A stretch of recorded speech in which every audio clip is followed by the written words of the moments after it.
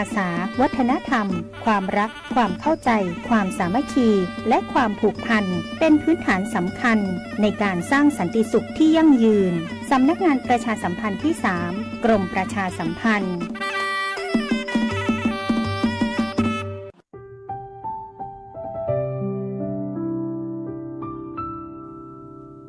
ข้าพระพุทธเจ้านายชนวิทย์พิมพิลาผู้อำนวยการสำนักงานคณะกรรมการการเลือกตั้งประจำจังหวัดแพร่พร้อมด้วยพนักงานและลูกจ้างของสำนักงานคณะกรรมการการเลือกตั้งประจำจังหวัดแพร่ขอน้อมเกล้าถวายคำแสดงความอาลัยอย่างหาที่สุดมิได้แด่สมเด็จพระนางเจ้าสิริกิติ์พระบรมราชินีนาถพระบรมราชชนนีพันปีหลวงพระองค์ทรงเป็นแบบอย่างแห่งความเสียสละและพระเมตตาธรรมทรงอุทิศพระวรกายเพื่อทำนุบำรุงศิลปะวัฒนธรรมไทยและทรงส่งเสริมอาชีพสร้างความอยู่ดีกินดีแก่พระสงฆ์นิกรทั่วแผ่นดินพระมหากรุณาธิคุณอันยิ่งใหญ่จะสถิตอยู่ในใจของปวงชนชาวไทยตราบนิรันดร์ด้วยเกล้าด้วยกระหม่อมขอเดชะข้าพระพุทธเจ้านายชนวิทย์พิมพิลาผู้อำนวยการสำนักงานคณะกรรมการการเลือกตั้งประจำจังหวัดแพร่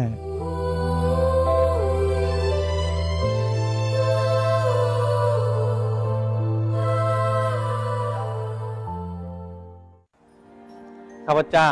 นายชนวิทย์พิมพิลาผู้อำนวยการสำนักงานคณะกรรมการการเลือกตั้งประจำจังหวัดแพร่ขอร่วมแสดงความอาลัยอย่างสุดซึ้งแด่สมเด็จพระนางเจ้าสิริกิติ์พระบรมราชินีนาถพระบรมราชชนนีพันปีหลวงพระองค์ทรงเป็นศูนย์รวมจิตใจของปวงชนชาวไทยและทรงเป็นแบบอย่างแห่งความดีงามในทุกด้านข้าพเจ้าจะยึดมั่นในความซื่อสัตย์สุจริตปฏิบัติหน้าที่เพื่อประโยชน์ของประชาชนและประเทศชาติเพื่อเป็นการน้อมรำลึกถึงพระมหากรุณาธิคุณตราบนิรันดร์ครับ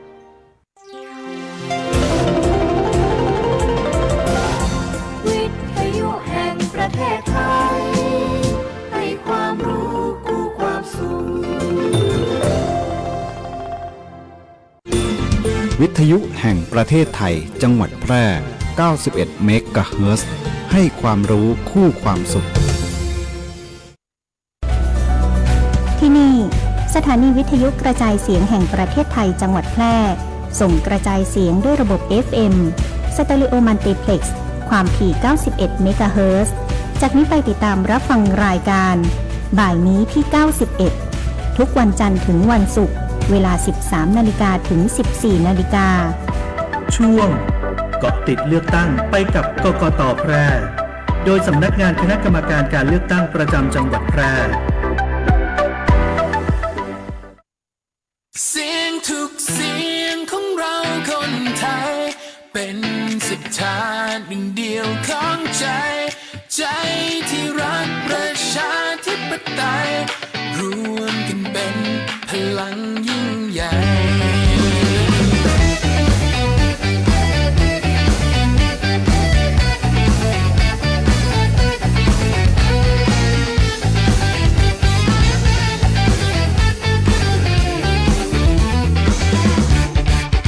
คนดีมีอุดมการณ์มีความสร้างสรรค์จากหนึ่งเสียงรวมกันเป็นล้านมารวมใจกันหลากสิทธิ์เราก็มีหลากเสียงทุกเสียงก็มีความสำคัญอาจจะคิดแตกต่างกันไปแต่เราก็เป็นคนไทยเหมือนกันมารวม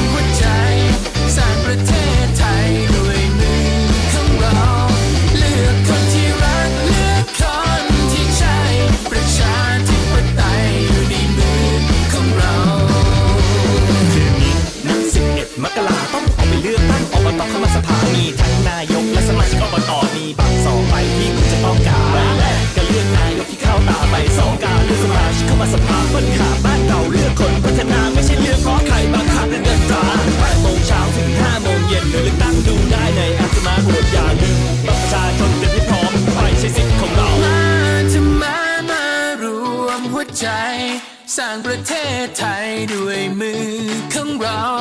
เลือกคนที่รักเลือกคนที่ใช่ประชาธิปไตยอยู่ในมือของเรามารวมหัวใจสร้างประเทศไทยด้วยมือของเราเลือกคนที่รักเลือกคนที่ใช่ประชาธิปไตยอยู่ในมือของเรา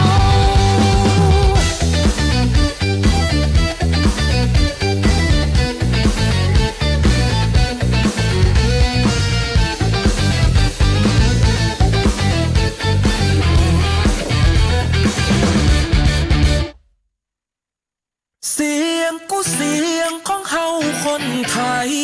เป็นศรัทธาหนึ่งเดียวของใจ ใจที่ฮักประชาธิปไตยรวมกันเป็นพลังยิ่งใหญ่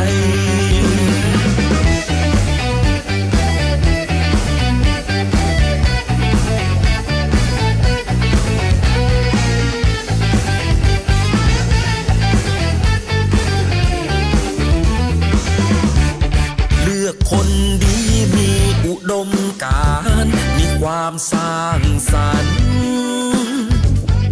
จากเสียงเดียวมารวมกันก็เป็นล้านมารวมใจกันหลากสิทธิ์เฮาก็มีหลากเสี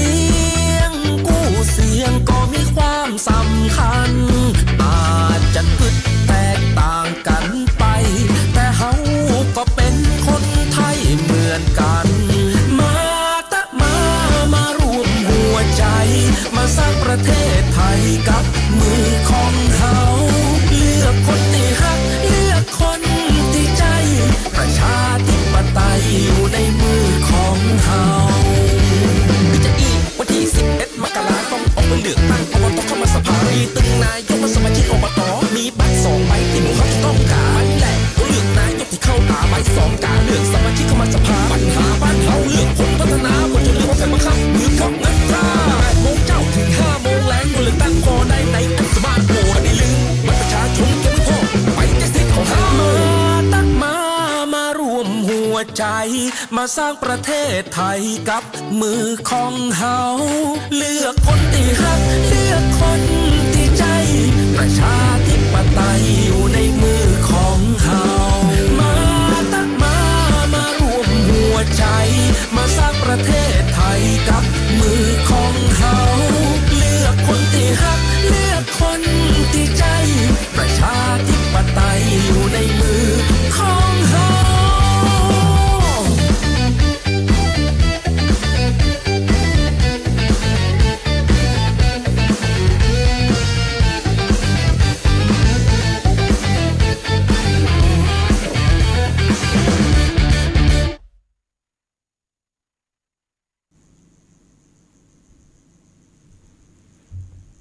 สวัสดีเจ้านวราชเจริญจิตจากสำนักงานคณะกรรมการการเลือกตั้งเจ้าขึ้นต้นรายการด้วยนำเพลงรณรงค์ประชาสัมพันธ์การเลือกตั้งอบต.เนาะเจ้าจากห่วงนี้เป็นห่วงของการเลือกตั้งการเตรียมการการเลือกตั้งสมาชิกสภาองค์การบริหารส่วนตำบลและนายกองค์การบริหารส่วนตำบลนะเจ้าของจังหวัดแปรเฮาก็จะมีรายชื่อองค์การบริหารส่วนตำบลอยู่ทั้งหมด45แห่งเจ้าตีจะต้องมีการจัดการเลือกตั้งในวันที่11 มกราคม 2569 นี่นะเจ้าอำเภอเมืองนะเจ้ามีทั้งหมด7แห่งเจ้าได้แก่อบต.กาญจนาอบต.ท่าข้ามอบต.นาจักรอบต.ป่าแดงอบต.หล่องฟองอบต.วังทงและอบต.ห้วยม้าเจ้าอำเภอล่องกวางนะเจ้าจำนวน5อบต.นะเจ้าได้แก่อบต.ไผ่โทนอบต.แม่ยางตาลเจ้าอบต.แม่ยางร้องนะเจ้าอบต.ร้องกวางอบต.ห้วยโลงเจ้าอำเภอรองนะเจ้าอำเภอรองมีจำนวนทั้งหมด4แห่งเจ้าได้แก่อบต.บ้านปิ่นเจ้าอบต.ต้าผาหมอกอบต.ทุ่งแรงเจ้าอบต.หัวทุ่งเจ้าอำเภอวังชิ้นนะเจ้าทั้งหมด7แห่งนะเจ้าได้แก่อบต.นาพูนอบต.ป่าสัก อบตแม่เกิงอบตแม่ปากอบตแม่พุงแล้วก็อบตวังชินและอบตสลอยเจ้าอำเภอ2นะเจ้ามี2แห่งได้แก่อบตบ้านกลางและอบตบ้านหนุนเจ้าอบตเด่นชัยอำเภอเด่นชัยนะเจ้าได้แก่อบตเด่นชัยอบตไซย้อยอบตแม่จัวอบตห้วยไร่นะเจ้ามีอยู่4แห่งนะเจ้าอำเภอสูงเม่นนักกว่าเขาน้อย11แห่งนะเจ้าได้แก่อบตดอนมูลอบตน้ำชำอบตบ้านกวางอบตบ้านกาดอบตบ้านปงบ้านเราแล้วก็พระหลวงอบตร่องกาดเจ้าอบตเวียงทองอบตศพสายและอบตหัวฝ่ายเจ้า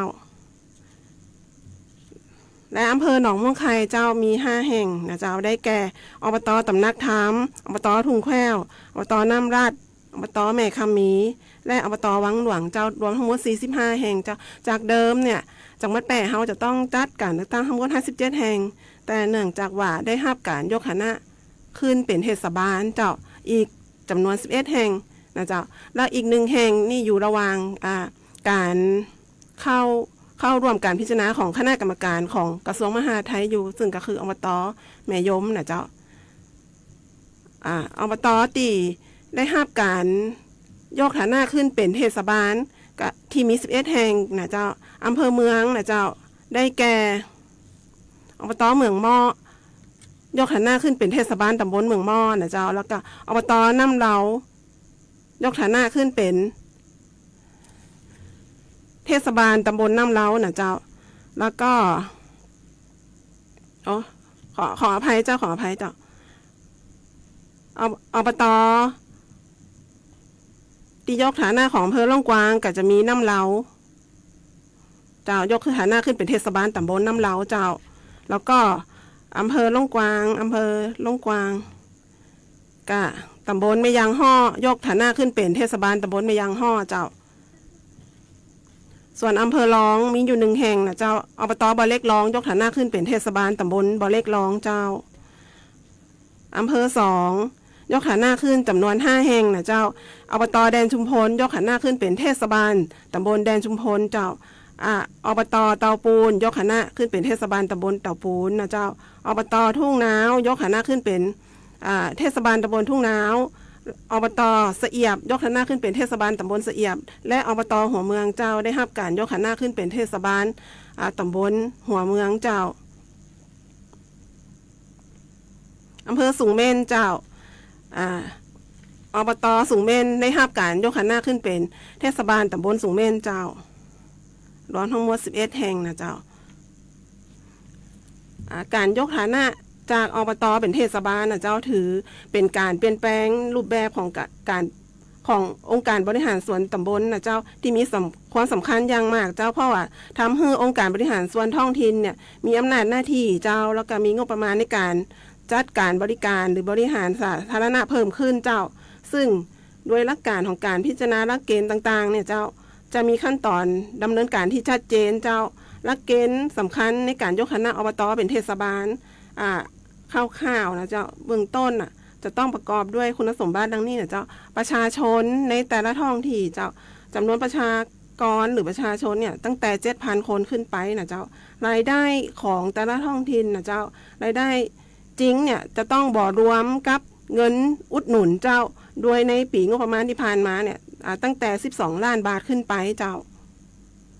ความเห็นชอบเจ้าของเทศบาลเจ้าจะต้องได้รับความเห็นชอบจากราษฎรหรือประชาชนในท้องที่นั่นๆนะเจ้าและรวมถึงสภาพความเจริญหรือสภาพความเติบโตของสังคมในอบตหรือเศรษฐกิจนั่นๆนะเจ้าจะต้องมีความเหมาะสมที่จะสามารถยกฐานะขึ้นเป็นเทศบาลได้นะเจ้าเฮาพิจารณาจากสิ่งปลูกสร้างนะเจ้าความหนาแน่นของชุมชนตลอดจนกิจการต่างๆของชุมชนที่ได้มีการดำเนินการนะเจ้าอันนี้เป็นข้อมูลความพูดเล็กๆน้อยๆเบื้องต้นเกี่ยวกับการยกฐานะเทศบาลเนาะจากอบตเป็นเทศบาลเจ้าแล้วก็จากช่วงวันที่1ธันวาถึงวันที่5ธันวาที่ผ่านมาเจ้าคณะกรรมการการเลือกตั้งของ อบตต่างๆนะเจ้าจำนวน45แห่งได้ประกาศรับสมัครผู้สมัครเลือกตั้งนายกอบตและสอบตนะเจ้ารวมทั้งหมดนะเจ้า45แห่งเนี่ยเฮามีผู้สมัครนายกจำนวน90คนนะเจ้าแล้วก็สอบตทั้งหมดจำนวน812คนซึ่ง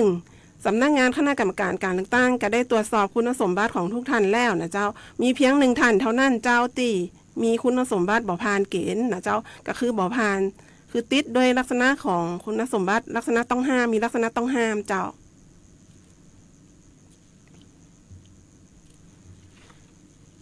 กะเดี๋ยวจะมีเพลงพ่อๆนะเจ้าขั้นรายการไว้ก่อนนะเจ้าแล้วก็ช่วงหลังเดี๋ยวเฮามาพบกันอีกนะคะแล้วก็เชิญชมสปอร์ตของทั้งสถานีวิทยุได้เลยเจ้าขอบคุณเจ้า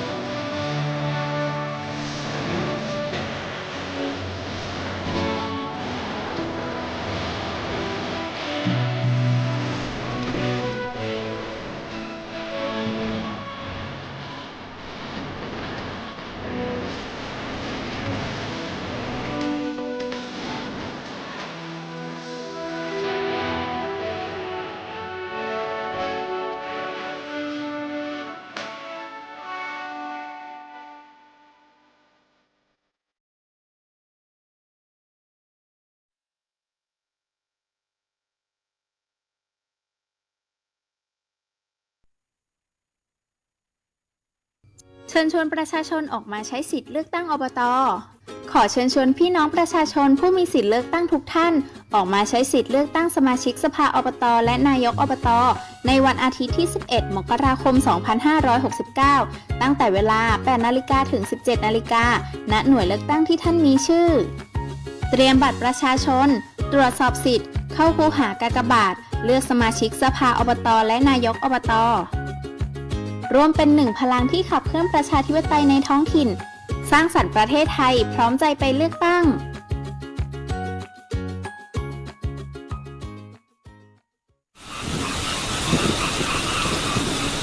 องค์การบริหารส่วนจังหวัดแพร่เชิญชวนประชาชนดูแลฟื้นฟูบ้านเรือนหลังน้ำท่วมด้วยการลื้อล่างหลังน้ำลดเนี่ยจะได้ด้วยทอง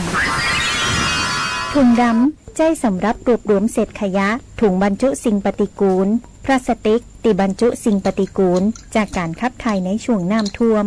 สารส้มคลอรีนน้ำใจปรับปรุงคุณภาพน้ำในเบื้องต้นน้ำยาฆ่าเชื้อใจทำความสะอาดฆ่าเชื้อโรคภายในบ้านหน้ากากอนามัยใจป้องกันฝุ่นกลิ่นในคณะทำความสะอาดบ้านและบ่ได้ลืมสำรวจระบบน้ำประปาหากชำรุดเพื่อปรับปรุงซ่อมแซมอยากให้เจ้าแปร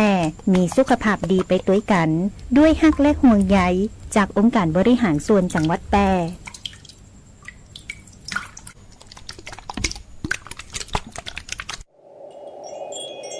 เกษตรกรชาวสวนยางครับขึ้นทะเบียนเกษตรกรแล้วหรือยังถ้าขึ้นทะเบียนแล้วอย่าลืมปรับปรุงข้อมูลตัวเนอ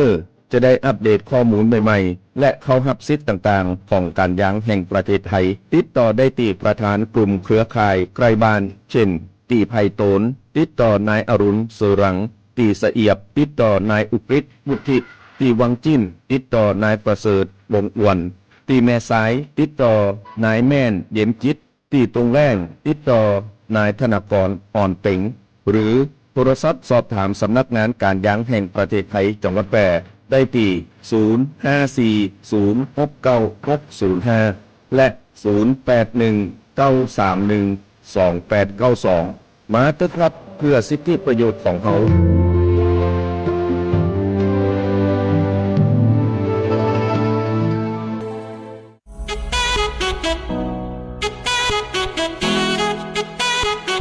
ขับไม่ดื่มดื่มไม่ขับอย่าลืมนะคะด้วยความปรารถนาดีจากสถานีวิทยุกระจายเสียงแห่งประเทศไทยจังหวัดแพร่ FM 91 เมกะเฮิรตซ์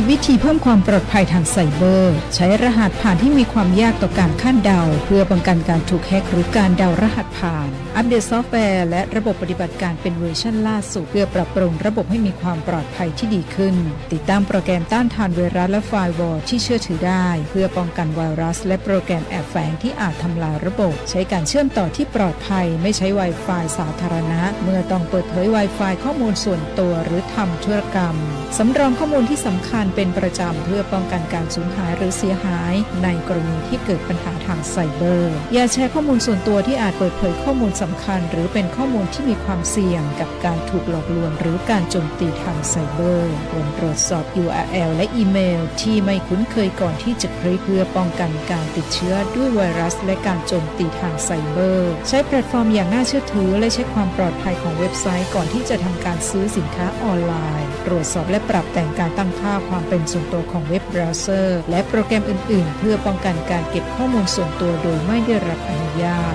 และสอนและแบ่งปันความรู้เกี่ยวกับความปลอดภัยทางไซเบอร์กับครอบครัวและเพื่อนๆเพื่อเพิ่มความตระหนักรู้และป้องกันการเป็นเหยื่อของการโจมตีทางไซเบอร์รู้ภัยเข้าใจรับมือได้ด้วยความปรารถนาดีจากสำนักงานประชาสัมพันธ์ที่ 3 กรมประชาสัมพันธ์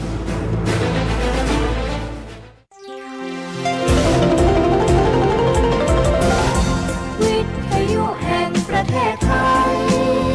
ให้ความรู้คู่ความสุขวิทยุแห่งประเทศไทยจังหวัดแพร่ 91 เมกะเฮิรตซ์ให้ความรู้คู่ความสุขที่นี่สถานีวิทยุกระจายเสียงแห่งประเทศไทยจังหวัดแพร่ ส่งกระจายเสียงด้วยระบบ FM สเตอริโอมัลติเพล็กซ์ความถี่ 91 เมกะเฮิรตซ์ จากนี้ไปติดตามรับฟังรายการบ่ายนี้ที่ 91 ทุกวันจันทร์ถึงวันศุกร์เวลา 13 นาฬิกาถึง 14 นาฬิกา ช่วงเกาะติดเลือกตั้งไปกับกกต.แพร่ โดยสำนักงานคณะกรรมการการเลือกตั้งประจำจังหวัดแพร่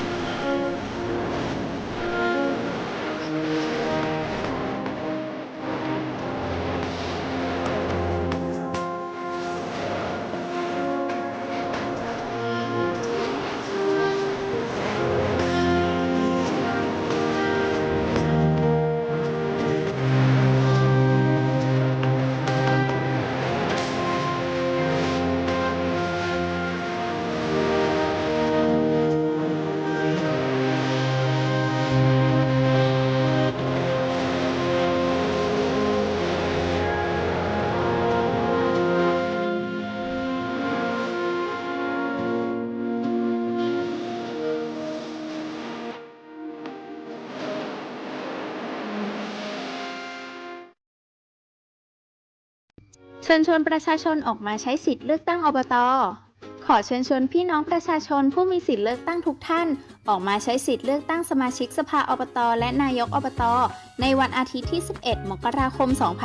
2569 ตั้งแต่เวลา 8 นาฬิกาถึง 17 นาฬิกา ณ หน่วยเลือกตั้งที่ท่านมีชื่อ เตรียมบัตรประชาชน ตรวจสอบสิทธิ์ เข้าคูหากากบาท เลือกสมาชิกสภาอบต.และนายกอบต.ร่วมเป็นหนึ่งพลังที่ขับเคลื่อนประชาธิปไตยในท้องถิ่น สร้างสรรค์ประเทศไทยพร้อมใจไปเลือกตั้ง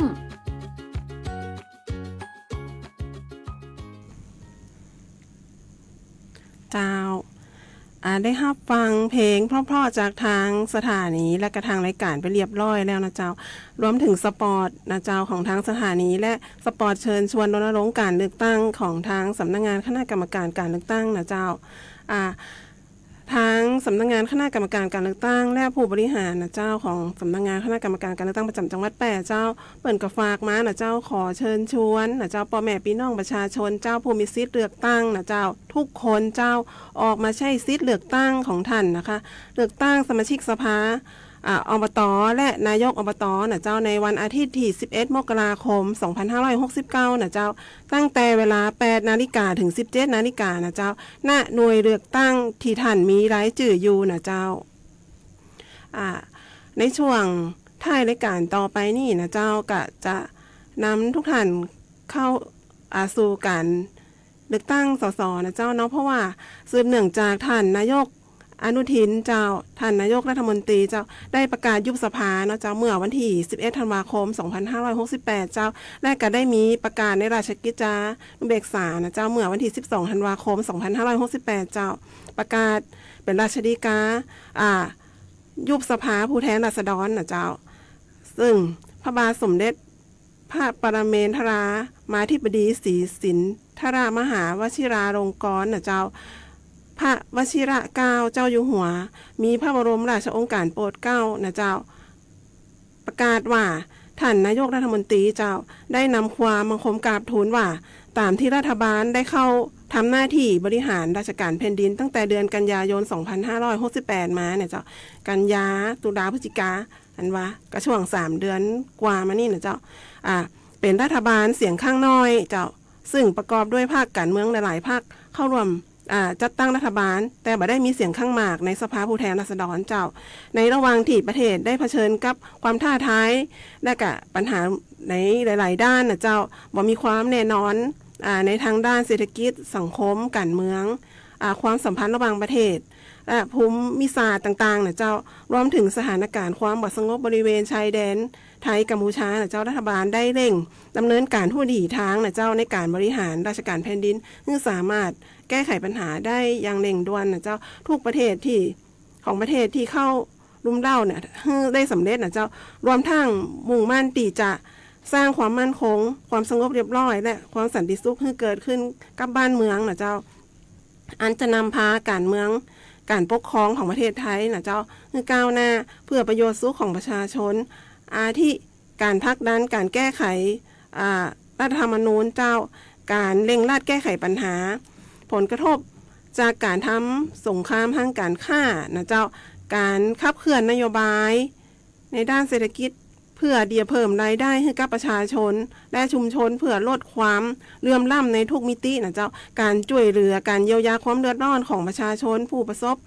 ปัญหาภัยพิบัติทางธรรมชาติเช่นน้ำท่วมอย่างนี้เจ้าการปกป้องและปราบปรามบ่อนการพนันออนไลน์นะเจ้าอาชญากรรมข้ามชาติภัยไซเบอร์นะเจ้าและการหลอกลวงประชาชนในรูปแบบต่างๆซึ่งทุกวันนี้ก็เยอะขึ้นมากเลยนะเจ้าการเร่งรัดแก้ไขปัญหาต่างๆกรณีพิพาทไทยกัมพูชาผ่านการกลไกการเจรจาทางการทูตที่เหมาะสมควบคู่ไปกับการป้องกันประเทศนะเจ้าที่เข้มแข็งนะเจ้ารวมทั้งกำหนดมาตรการนะเจ้าในการที่จะมารองรับและก็ลดผลกระทบในด้านต่างๆที่อาจจะกระทบขึ้นกับประชาชนนะเจ้าแต่การบริหารราชการแผ่นดินจำเป็นต้องมีเสถียรภาพอย่างไรก็ตามนะเจ้าโดยรัฐบาลตีเป็นเสียงข้างน้อยประกอบด้วย กับตีว่าสถานการณ์ทางการเมืองของประเทศนะเจ้าตีมีปัญหาลุ่มเล่าหลายๆด้านส่งผลให้รัฐบาลบ่สามารถจะบริหารราชการแผ่นดินได้ต่อเนื่องนะเจ้ามีประสิทธิภาพและเสถียรภาพหากปล่อยไว้สถานการณ์ที่มีอยู่นั่นนะกะจะเกิดความบ่มั่นคงทางการเมืองเจ้าการกระทบต่อความเชื่อมั่นของนานาประเทศซึ่งส่งผลกระทบต่อเศรษฐกิจและประเทศของเฮาเนี่ยยังมีนัยสำคัญนะเจ้าอันจะนำมาซึ่งความเสื่อมศรัทธาของประชาชนเจ้าต่อระบบรัฐสภาการปกครองในระบอบประชาธิปไตยในที่สุดทางออกที่เหมาะสมที่สุดก็คือการยุบสภาเจ้าซึ่งตรงนี้ก็คืนอำนาจให้กับประชาชนเข้ามาสู่กระบวนการเลือกตั้งนะเจ้าอาศัยอำนาจตามมาตรา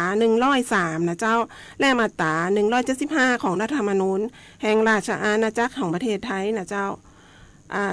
จึงทรงพระกรุณาโปรดเกล้าตาพระราชกฤษฎีกาขึ้นนะเจ้ามาตราที่1พระราชกฤษฎีกาเนี่ยเรียกว่าพระราชกฤษฎีกา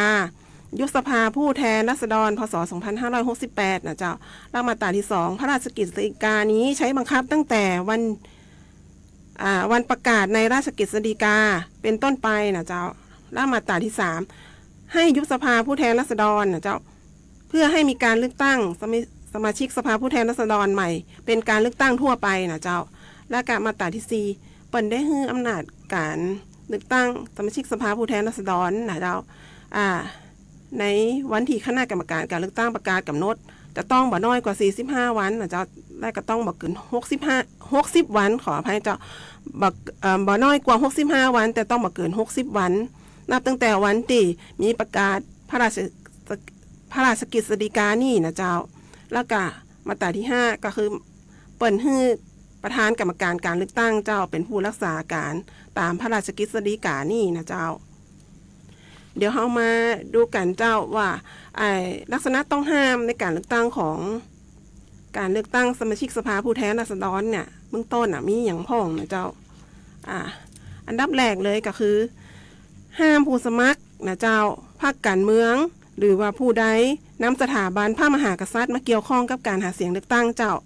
2นะเจ้าห้ามผู้สมัครพรรคการเมืองผู้ใดหาเสียงเลือกตั้งในลักษณะดังต่อไปนี้นะเจ้าก็คือ 1. ผู้ประกอบการอาชีพหรือเจ้าของกิจการเกี่ยวกับรายการทางสถานีวิทยุเจ้า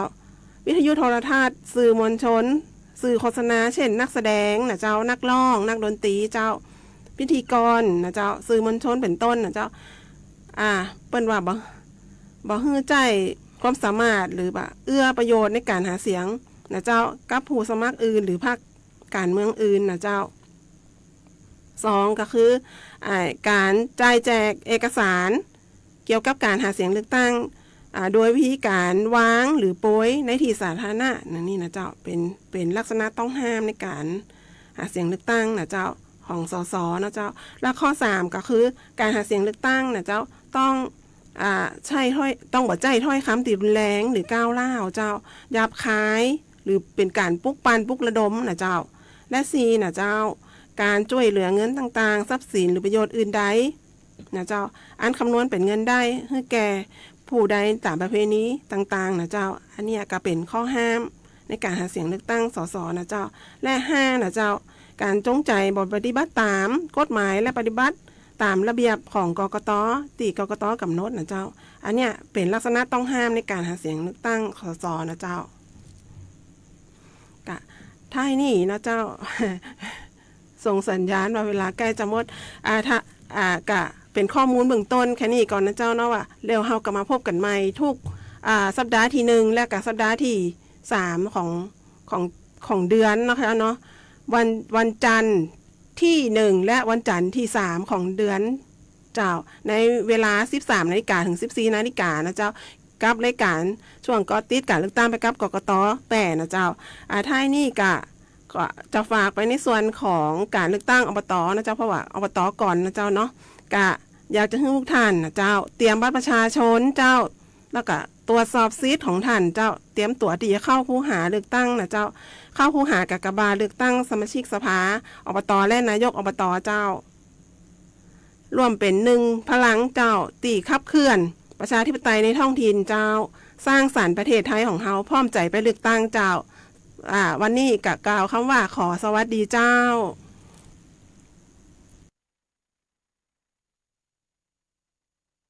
เชิญชวนประชาชนออกมาใช้สิทธิ์เลือกตั้งอบต.ขอเชิญชวนพี่น้องประชาชนผู้มีสิทธิ์เลือกตั้งทุกท่านออกมาใช้สิทธิ์เลือกตั้งสมาชิกสภาอบต.และนายกอบต.ในวันอาทิตย์ที่ 11 มกราคม 2569 ตั้งแต่เวลา 8 นาฬิกาถึง 17 นาฬิกา ณ หน่วยเลือกตั้งที่ท่านมีชื่อ เตรียมบัตรประชาชน ตรวจสอบสิทธิ์ เข้าคูหากากบาท เลือกสมาชิกสภาอบต.และนายกอบต.ร่วมเป็นหนึ่งพลังที่ขับเคลื่อนประชาธิปไตยในท้องถิ่น สร้างสรรค์ประเทศไทยพร้อมใจไปเลือกตั้ง